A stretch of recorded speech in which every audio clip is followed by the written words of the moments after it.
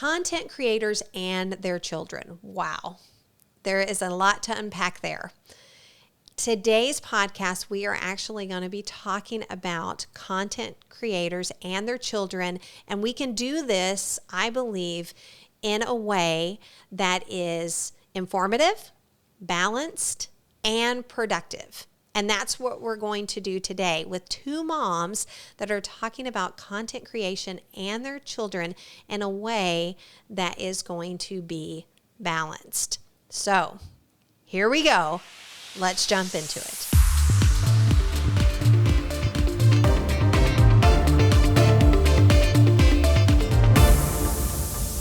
Hello and welcome back to the All Small Productivity Podcast, where we help content creators create quality content while balancing work, family, and their faith.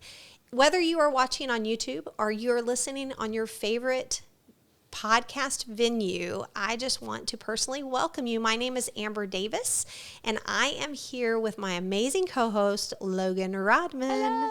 Woohoo. Logan is all things social media. She is my social media guru, and today we are having some hot tea. Hot tea. Always having some hot tea with our Yes. fun Magnolia mugs. I got these in They're big.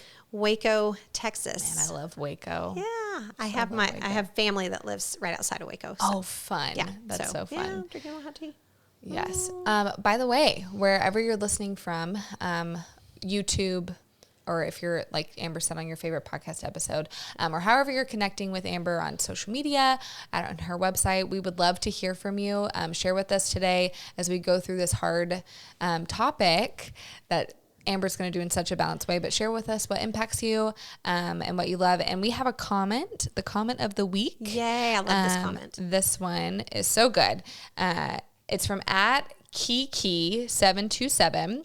And it says, "Thank you for the great advice." And she was referring to work-life balance.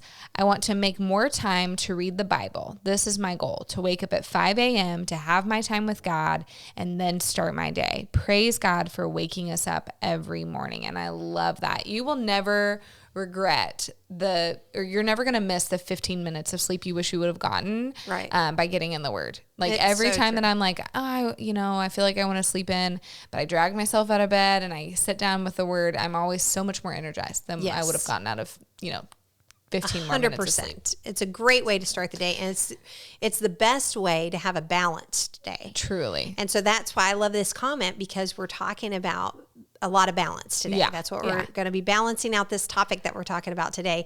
And I love that. So thank you, Kiki727.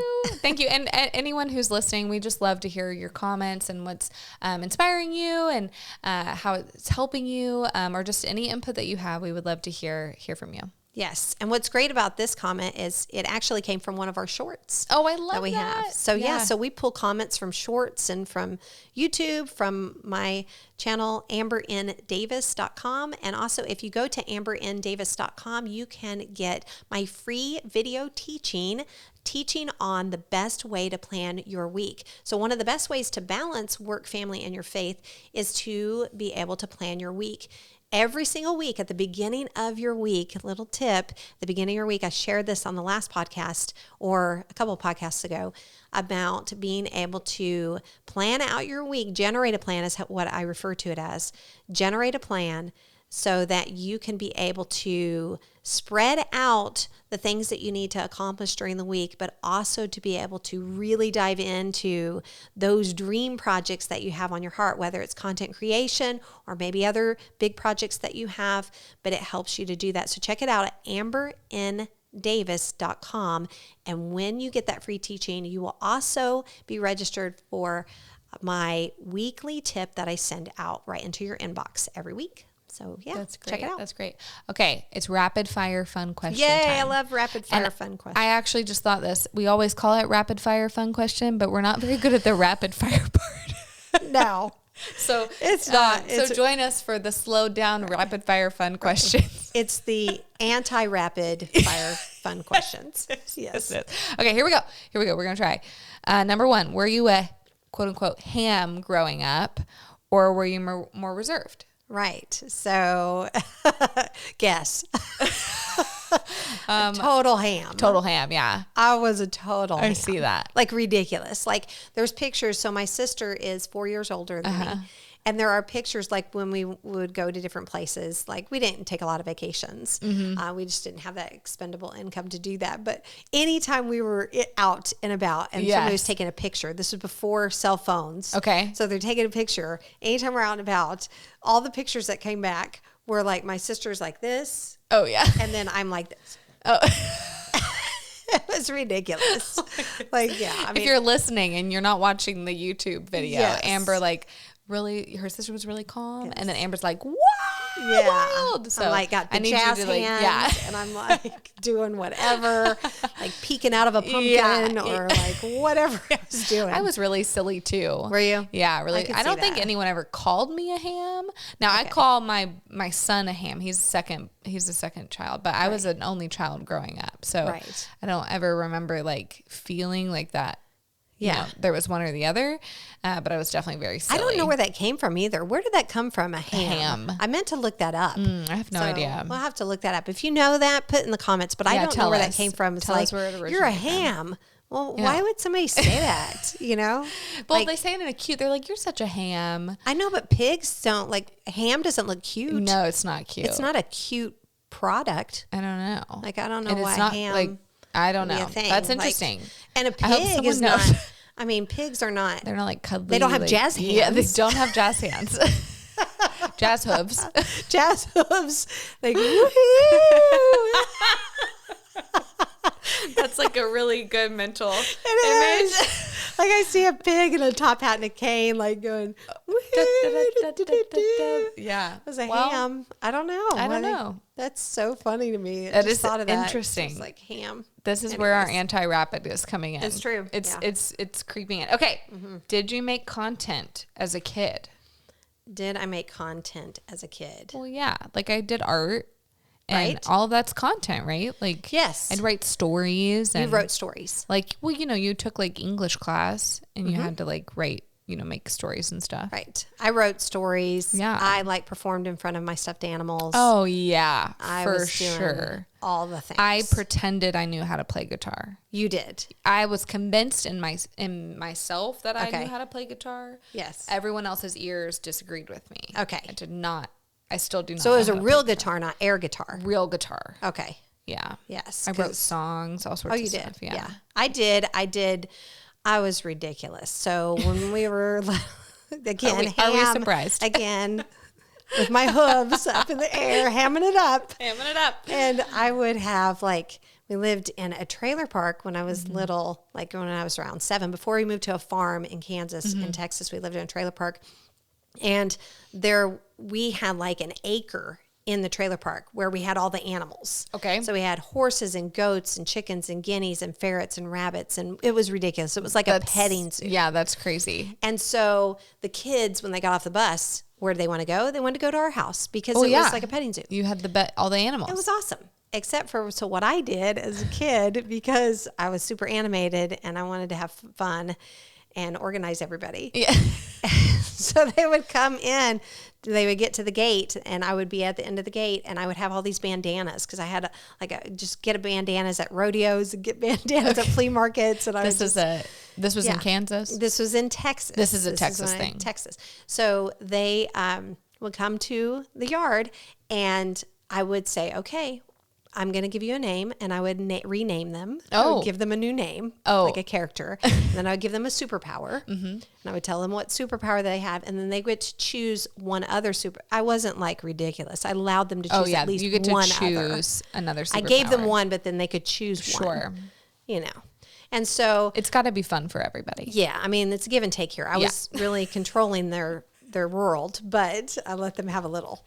So they would come into my yard, and once they put on that bandana, whether they put it on like cowboy, like around their neck, or they put it on as a scarf on their head, or they tied it to themselves, once they put that bandana on, they became that character. They were that person. And they had to be in character the entire time. Oh, that's I would not so let them funny. break character while they were in my yard, or they wouldn't be able to. So now we all pet the understand rabbits. why Amber does producing and small skits and comedy skits and all the things. It was ridiculous. Everything makes sense. You know, it's also cool to see, because I think this is neat to see like my children's personalities and know that like I'll see how it carries on with them when they grow up. And that clearly is like carried on with you into your career.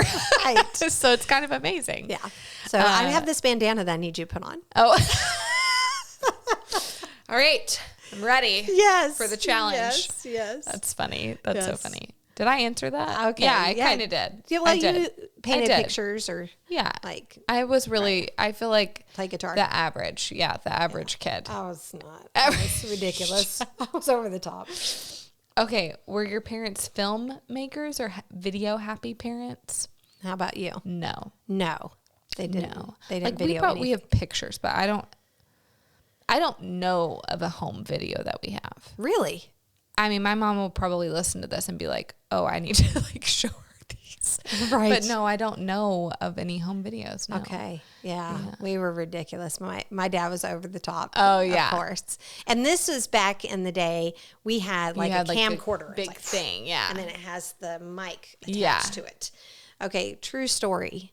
My dad, and I could tell this now, I don't think that he would get in trouble for this. Okay. But it's fine. You survived. So when I was about 17 years old, we had never been on like a big giant vacation. So we went on this big giant vacation for like a month and traveled like the South. And we went to Disney World. Okay. And if you've ever been to Disney World, I don't know if you've ever been there, but you can imagine, because you've probably seen this, where there is a train ride. It's like the Magic Kingdom. There's this big train ride that's been there for years, and it's called, I can't remember the name of it. Put in the comments, I'm sure you know the name, but it's a big train ride, but it's a roller coaster train ride. Okay, but it doesn't go upside down, but it is a roller coaster. So we all get on this roller coaster ride in the Magic Kingdom, and I go to sit down. I put the thing down on my lap. My dad's behind me, and then I just glance backwards, and I see my dad pull up the camcorder, and we went on the ride, and he videoed the entire ride while we were riding a roller coaster with a giant 1980s camcorder. That's insane. On his shoulder. That's how much he was videotaping. And we have hilarious. 6 hours of videotape of us going through Magic Kingdom and MGM Studios and all the things. Wow. It is a ridiculous amount of videotape. And then another time when we lived in Kansas, and I grew up in Texas, and then we moved to Kansas on a farm. I'm living in Kansas, and a movie was coming to Wichita, Kansas. Oh, big and deal. That was about an hour away from us. Yes. And I was so excited because I did theater and all the things. I was like, oh, man, I want to audition for this movie. And it happened to be, this was when Hallmark movies had just come out on TV. Okay. So this was a Hallmark movie with Glenn Close on TV. What? And I think Christopher Walken is in it too. But it's a movie made for Hallmark, and it's a cowboy Western movie. And so I went, my dad and my mom drove me to Wichita to audition for the part. And I go in, I audition, and it's like just to be an extra in this movie, in this cowboy Western movie. So I audition, and then we go to leave. But then I found out later that my mom and dad parked the car, and they had to wait for like 2 hours, 3 hours, And so my dad had just went in to go check on something, and they had said, hey, do you want to audition too? And he was like, okay. So he had went in and auditioned as well. And so on the way home, he was telling me about that. I said, that's crazy. That's so crazy. So like a couple weeks later go by, we get a phone call from the studio. And I was like, oh my goodness, I got a phone call from the studio. And my mom's like, they want to talk to your dad. My dad got the part. My dad got the part. He had never done any theater acting. So funny. He gets the part. He gets to be in this movie. Yeah. He's on set on the movie, and Glenn Close is coming down on the trail or whatever in town on this wagon, and she's going. And my dad says, my dad tips his hat to her, and she tips her hat to him. And then the director's like, cut, what is happening? And like, he had to stop the production because my dad's tipping his hat. Glenn just happened to like tip her hat. Yeah. And so they had to stop production. This whole thing. That wasn't supposed to happen. No, it wasn't supposed to happen. My dad's just ad-libbing with Glenn Close. He's like, I'm tipping my hat. Yes.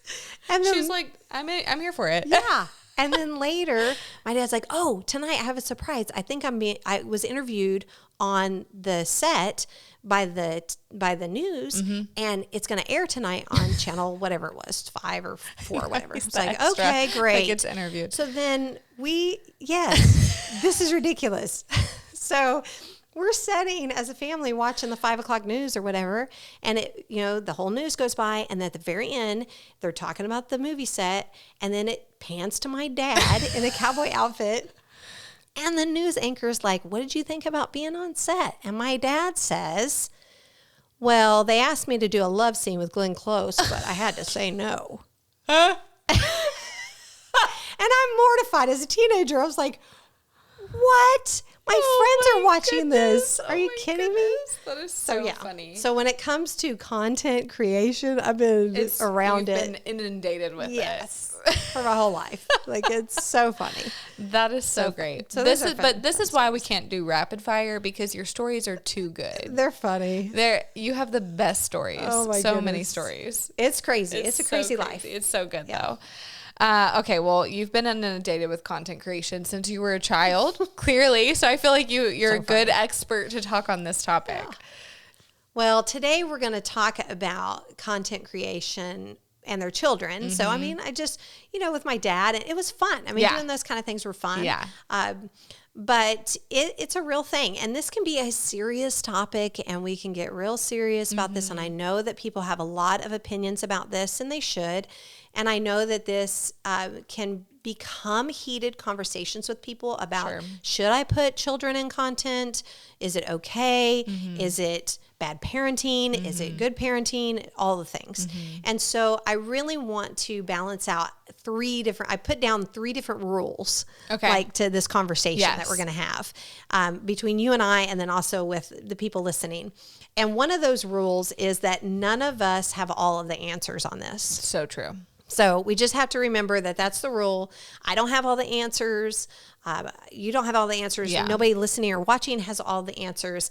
And I'm not a professional counselor. And I don't have any credentials or doctorate or anything when it comes to should children be in content. Right. So we're not professionals, number 1. And number 2, that we've got to keep this constructive. Yeah. Like, I want to be able to do this in a way, have this conversation in a way that is constructive and productive, and that it's important that, people can have, personal opinions and heated about the topic, but let's just keep it in a way that is a constructive conversation. Yes. So that, I talk about having balanced productivity. So big productivity, balanced, intentional. So we can go after our productivity. Right. And we can do it in a way that's balanced. So, and nobody is condemned. No. And we're not going to try to complicate it. So when it comes to constructiveness, if you've had children in content, that's fine. We're talking about from here. So let's all admit that we're not perfect, and we're just doing the best that we can going forward right now. That's the 3rd rule, that we just go from here. From right now. Yes. So that I just kind of want to lay that groundwork before we start talking about this. I'm going to put my glasses on, which my husband's not going to like because of the camera, but that's okay. Sorry, Dad. What do we know about children and content? I did some research on this, and of course, there's so much more research that you can do on this, but I thought this was interesting. Boston Children's Hospital and Harvard Medical School had an article recently in March of 2023, and it was called Sharenting. And that term Sharenting is like, that you're posting and you're sharing, but you're also parenting at the same time. So according to a 2021, this all comes from that article, that 2021 survey by security.org involving U.S. parents and children, 77% of parents reported sharing stories, images, or videos of their children online.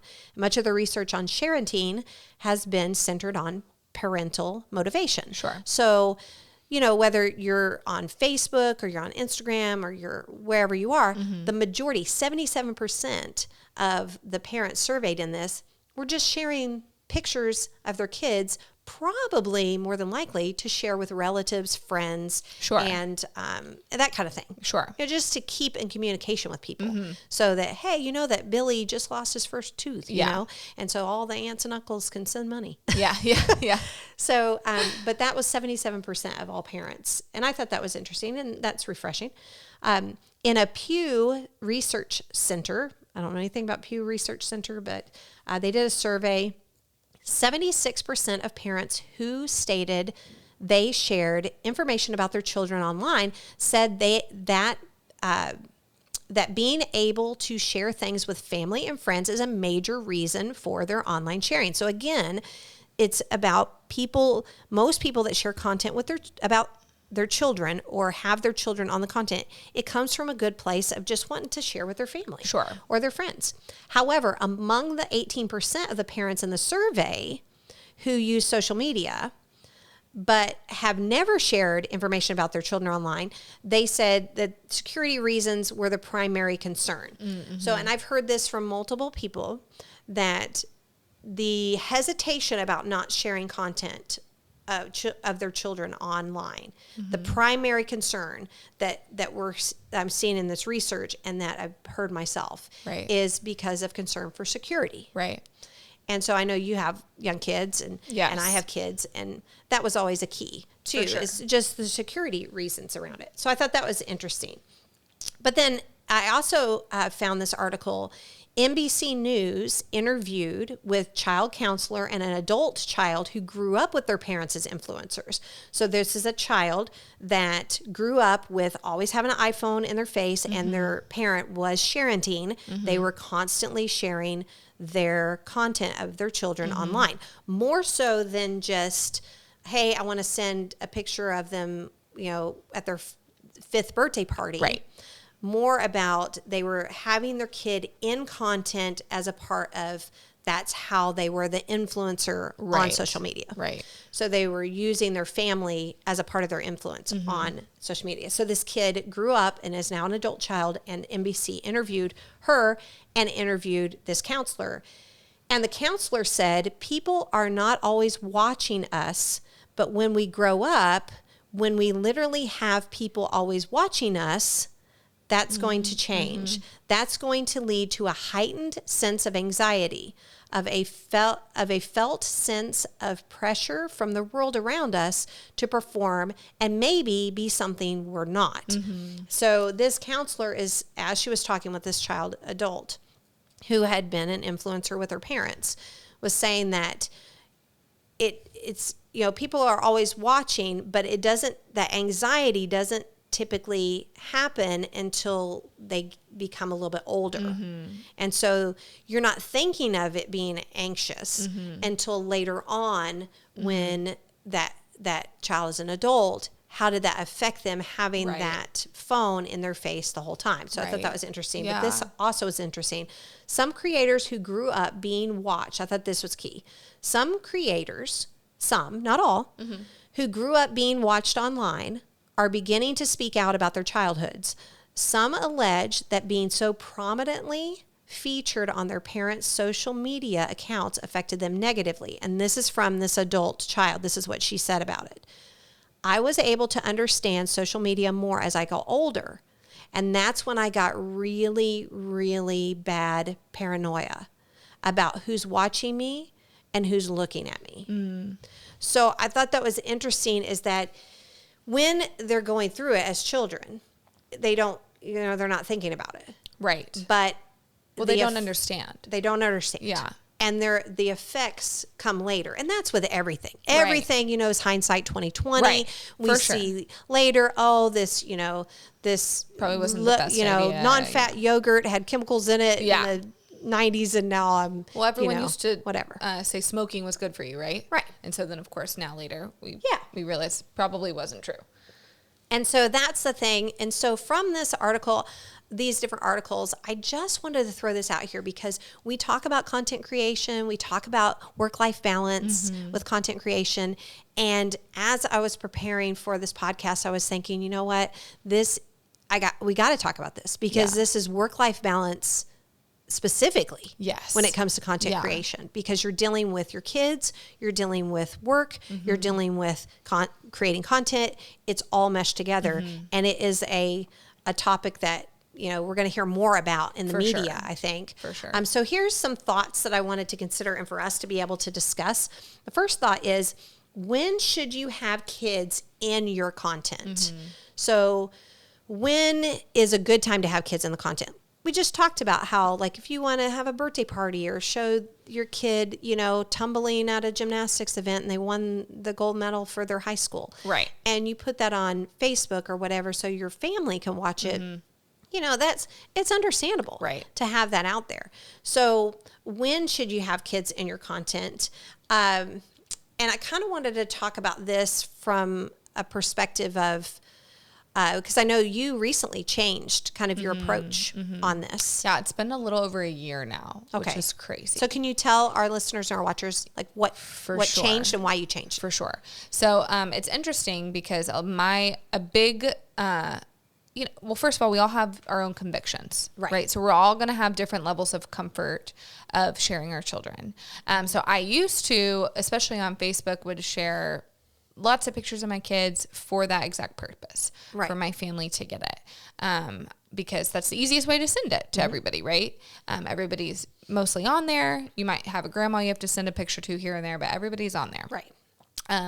But when AI started revving up, it was a year this past January for me. So when that started revving up and I was learning things that people were using it in a really evil way against children. I felt so convicted to take their faces off of what kind of things did you hear about how they were using it? Yeah, so one that was like really stood out to me is people would take there's Instagram accounts created as quote unquote foster agencies or adoption agencies, and it's all make believe. And they are going and taking pictures of people's children and putting them on these Instagrams up for quote unquote adoption. And then people are imaginary, like adopting these kids, and then they make this whole imaginative life with this child. So it's like a Sims, but reality. You're like using a Sims game. Someone's real children pictures. Got it. Yes. So that was one that I was like, I do not like that. Right. Yeah, that's interesting. Right. I was like, okay. And then another thing I was learning that people were taking children's faces and putting them on like naked bodies and using them as like child pornography and stuff. Okay. Interesting. See, I hadn't heard of these things. Yeah, just really evil. Yeah. Real evil. And when I heard that, I was like, I don't want my kids to ever have to worry about that.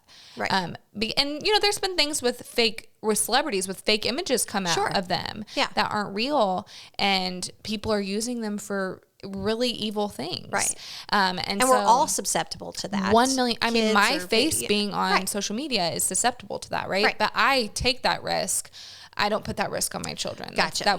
So I just felt that big conviction. And what I did is I completely took their faces off. So there are some influencers that I respect this. They will blur out their children's faces because they still want them to be a part of the content. Right. And a lot of what they share has to do with motherhood. So they want to bring their kids in, but they don't want their faces on social media. But I don't really show my kids at all. I try to be really careful even about their voices, even though my kids are still really young. But just all of that. I'm trying to be really mindful of that. So you might see a little child hand in a frame or something, or the back of their head. Yes, I've seen that. You do a great job with that. But and it's taken practice, and it's been hard for me because I still like to share I mean, we all do. We're moms. Yeah. They're really cute. Yes. We want to share Right. the cute things that are happening. Right. I want to share it with more than just my mom Right. or my mother-in-law. I wish like people like you could see like, Yeah. oh, look, we went to this fun flower farm today and just see my daughter holding her cute little bouquet, Yes. you know? So it's hard, Right. but you have to consider the cost. Yes. And that's just where I landed in that. I just decided to take them off completely. Right. So Yeah, I've that's even gone interesting. back and deleted a bunch of stuff. Right. And then I recognized, you know, I was sharing on Facebook, but I don't really know all of my Facebook friends. Right. And that just comes from trying to build a multi-level marketing company a long time ago. Right. I have thousands of Facebook friends. Right, yeah. And I do not know them. Yes. So not knowing, you know, you in your head, you think, well, I'm sending it to all my close friends, but you really need to, you know, if that's true, looking at who your friends are Right. and maybe making your account private or deleting all those people if you're still wanting to do that. But I think that's the key to remember also, and this is in one of the rules that I shared about us sharing this so it'd be constructive, Yes. is that the motivation is Pure. 99% pure. Yes. That Yeah. you're just wanting to share the content with friends or to be able to share this cute. For sure. Or the other piece of it is there's a lot of mom influencers right now. And those mom influencers, even like 10, 20, 15 years ago, there's mom influencers. That's where this child came from, was Right. a mom influencer. But the thing is that the motivation as a mom influencer of what's the motivation? Using this is a big key phrase. Are you using, kids are not content? Right. That's a big Yeah. key phrase Yeah. that's going on right now. But the kids, is the content just your kids or is the content that you want to be able to help moms? And do they really have to see your kids' faces to Right. help the moms? Right. In fact, that might help the moms even more if you don't show the kids' faces because Yeah. it gives them balance. Yes. Maybe. Yes. And we have content creators. I have clients. I have content creators that watch this, listen to this, that may share their kids' faces. Yeah. And this is a personal decision. 100%. Yeah. And so that's the discernment of that. I was reading in Proverbs this morning, Proverbs 3:12, and it talks about discernment and prudence and having discernment and prudence. And discernment, the way that I see this word discernment is knowing right from wrong, right? To being able to figure out, okay, what's right, what's wrong, what's almost right, what's right on the line, all those things. But the prudence then is the how you act out of it. So if you're acting on what's right or doing what's right, and you have to be able to discern with God and discern with your family about what the right thing to do is. Right. And so there's no condemnation on that. 100%, It's just got to be yeah. a personal decision. Yes. We're just having this conversation to be able to break the wall of Yeah. that conversation Yeah. and to be able to maybe kind of see things from a different perspective to show people, I like what you shared. I agree, because I think there's so often that I see when this conversation comes up, people are like, you shouldn't do this, and you should do this, or you shouldn't do that. Or I know follow a couple of influencers who have been questioned as to why they share their kids or why they don't share their kids. And there's extremes on both ends, right? But you can find balance in anything. Right. And that's the perfect part of this. One of the go things ahead. that we talked about on an episode, like a couple episodes ago, episode number 8. Yes. Which, if you're watching YouTube, it's episode number 8. If you're listening on YouTube or you're listening, I believe it's 75. Yeah. So because I did the audio podcast 70, so many episodes before. So, but anyways, one of the things that we talked about on episode 8 was about human content versus AI content. Right. And specifically when it comes to your content creation of showing your experience. Right. And being able to have that experience out there. So that is important to be able to show, like, you as a human being, how you're experiencing the product that you're selling or the topic that you want to get across to your audience. That's important to do. But one of the things that I had written down was, would you have wanted your content from your childhood to be out? Yeah. And that's what helped. That's what kind of triggered for me in my decision making, is that years ago, we started doing sketch comedy for our church. So I'm my husband's video producer. He owns his own video production company now, and I'm his video producer there. But we still produce church content, funny sketch comedy for our church, and we've done it for years since our kids were little. Right. And when they were little, 4 years old, 5 years old, they were in our skits.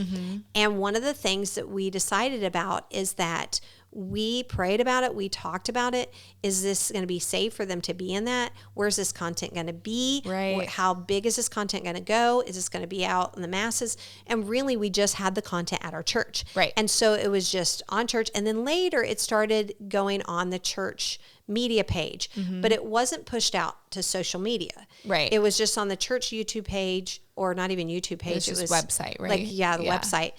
But mostly it was just in the church. Somebody would have to film it, and it'd be wonky anyways. Yeah. So we were okay with that. Yeah. We made that decision. Well, recently with my husband's new video production company, and he's got a YouTube channel called Dad Chavis Productions, and Dad Chavis is his YouTube channel. But you'll see a lot of the old sketch comedy that we did from years ago. Right. And you'll see our kids in some of the sketch comedy. But our kids are older. Right. So we made the decision, okay, they're older now. We feel comfortable with their image of them being little. They don't even look like the same person. Don't look, And one of those videos is a short that has almost 9 million views on it. And it's so crazy. So my son, as a 4-year-old, is out 9 million views, people, but nobody would recognize it. Yeah. Like, right. They have no idea right. that it's him now. Right. And so now that kind of segues into my next question. Could asking your kids about being in your content help? I think when it comes to having older kids, this is good, is to be able to ask the kid. I know of an author who has recently become very famous, wonderful, amazing lady. I've met her. I've been at conferences with her. She's amazing. And one of the things that I remember when I went to the conference, that she had no pictures of her family. And I was like, that's so weird. She has no pictures of her family on her website, nothing, nowhere. Yeah. And it's because she had twin teenage girls who did not want their faces out at all. And she had this conversation with them. And I thought, you know what? That is great that she had that conversation, because when you're a teenager, I'd have been mortified if that video of my dad on the roller coaster would have went viral. Right. And I'm like screaming, and my hair's not all done the way it should be as a teenager. Right. And I look awkward. You got a weird face because you're going to the side. And I mean, I'd have been mortified. Yeah. And that's one little snapshot. And now you have people like whole vlogging families, like living their whole life out there. Yeah. And the impact that has on a teenager is huge. Yeah. And as a teenager, knowing that their little baby pictures are on the internet.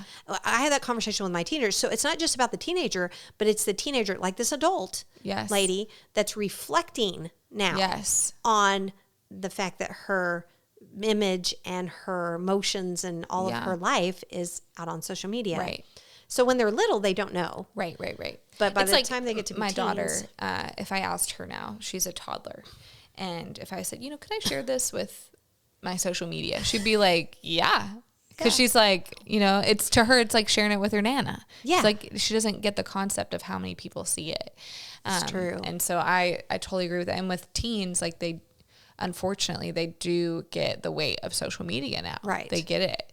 And so it's a great point to say, use, like you said, discernment on where your kids are at, and if they get the weight of it, and just respecting that. And then, considering, would you want the same thing shared about you? Something that saddens me when I see on Instagram, and again, no condemnation against anybody, but when they share the hard moments of their children. Oh yeah, the tantrums or the, whatever's happening, a mistake they made, or, I think about my own daughter and how she would feel, or myself, how I would feel. 'Cause I have really hard moments all the time. If someone took a video of me crying over something that might even be really silly, but to me it feels really deep.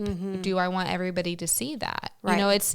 It's so funny because social media, we typically will curate this pretty image, right? And we only show the good stuff, but that's not always the case with our kids, right? We're not always showing their best side, right? And I think that's so interesting that sometimes people are choosing to show the really hard moments, right? Instead of considering, if it was them, if they were 5 and could share the content with the world, would they choose to share that? Right. And, they probably wouldn't. Probably not. And this adult child that grew up that's then sharing about this, that I recently shared about this article, is that the words that she said about paranoia, the paranoia that she experiences as an adult, or that about that.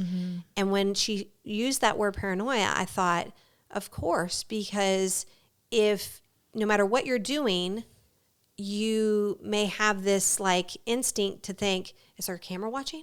Right. Is there somebody watching this? Yeah. Like, and if they're having a bad moment or they're having like an upsetting moment or something as an adult, I mean, she used that word and I thought that's an interesting word to use. Yeah. Because you were so used to everything being caught on tape that then you might become feeling paranoid about it but I think that there is that balance. There is that balance of wanting to be able to share the content with family and friends. And so some solutions to that could be that you scale back your Facebook page, like you said. Yeah. Like just scale it back.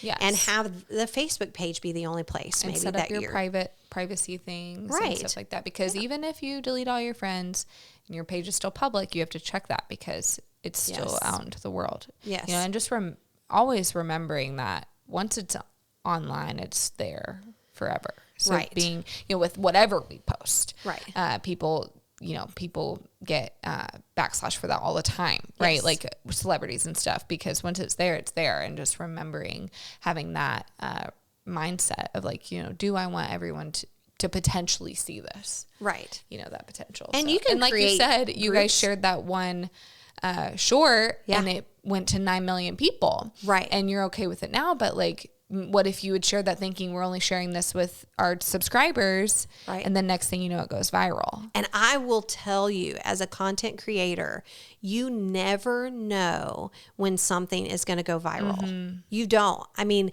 we did not, all the videos that my husband had put out, we did not expect that particular one to go viral. Like we were not, like some of the other ones were like, we think this one's going to do well. And there's several of the shorts on his channel that have gone like, in the thousands. Right. But we did not expect that particular one to go. Yeah. And so you never know. You never know on Instagram. You never know on YouTube. You never know on these channels which one is going to resonate with people. And then one person shares it who is an influencer or somebody that has a big audience. And then it just goes bananas in pajamas. Yes, that's such a good point, because I have a video that when I was shortly postpartum with my son, I was, the whole concept was like reminding moms that when you're in this postpartum phase, like to still spend time with your other child, right? Like and so that was the whole concept of the video. It had nothing to do with my son, but he was in a baby wrap. Yeah. And like I've now worn 2 children in a baby wrap. I felt pretty confident in what was happening, but his head was kind of flopped over. He fell asleep in the wrap while I was cooking. That's cute. But on the video, it looks like he's like, oh, gotcha. Like hanging. So, I can see where people, it looked like that, but that video went viral for that reason in the negative way. Got it. Oh, people attacked me as a mom. Yeah. And so, my message was so pure and good. Right, yeah. But people saw that and they just took it and ran with it in the negative context. And so that was like a big lesson for me. And that was before I stopped sharing my children. But that was a big lesson for me to be like, sometimes people always find the negative. Right. And so I always, have that mindset when I'm viewing what I'm about to share. I'm like, is there anything somebody is going to tear apart about this? That I don't want them to take that, because I want them to get the point. Right. And people are always going to be mean. 100%. People are always going to be mean. You're going to have to do it in a balanced way. Yeah, for sure. Exactly. Because we do this sketch comedy stuff and it is so funny. There's certain like countries, because it goes to all these different countries that will take it very literal. Oh, yeah. And it's so funny. The comments are pretty funny. Yeah. Because it's just like, why did you... Of course who would do that? Oh, yeah. And like, that's the whole point. That's so funny. But yeah, it's to be able to, so it is that balance. Mm-hmm. That's why you've got to be able to talk about this with your family, pray pray about this discernment and prudence about what to do, because some things, need to get out there and some things, you don't. Did you take that down? So I just turned off the comments, but now that we're talking about it, I'm like, I should just go take it down because I don't like all the negativity on my page. Some of it, if it's silly, like I have a video that's like that went viral about my misspelling. It said, if you're toaster, and my misspelling says, if you are a toaster. And then everyone's like, why am I a toaster? And that's what helped it go viral. And so many people found a really good message with it. My Instagram's linked in the show notes. You should look at it. But, I love it. We're talking about toasters now, but it's just, fun. Some of it's funny, but some of it, I'm like, it attacked me. It attacked my identity. Right. That one. Right. Yeah. So you have to keep that mindset too as a mom. And I'm like, no, I knew what I was doing. Right. Like I had him right here. Yes. I'm not letting him strangle in the baby wrap. Right. But that's what people, made me question. Sure. That. And so it is interesting. I think we'll do another podcast just on how to deal with comments. Oh, yeah. Because I think that would be a good one to talk about. So, but yeah, I'm glad we had this conversation and I'm glad we kept it constructive and I'm glad that we shared about our personal experiences. Yeah. So hopefully as you're watching or you're listening to this podcast, that you will be able to connect with some of that. Maybe it changed a perspective for you, or maybe it gave you something to think about. We would love to hear about your comments about this topic. Yeah, remember to like, share, subscribe, and comment, like Amber said. And if you have questions, we would love to have that conversation with you continue wherever you're listening from. Absolutely. So thank you so much for joining us today on this topic today. Just two moms talking about content creation and children in content creation. So thank you so much for joining us today, and check out the amberindavis.com to give you more work-life balance so that you can be able to plan out your week and create your content in a way that you trust it, in a way that you can be balanced, intentional, and go-getting with your productivity. So check it out, amberindavis.com. And remember to go all small for big productivity. We'll see you next time. All Small Productivity Podcast is brought to you by myself, Amber N. Davis, using the podcasting platform Buzzsprout, which I highly recommend. Recording and editing is done by my husband's company, Dad Chavis Productions. Thank you so much for joining us today. And remember to go all small for big productivity. We'll see you next week.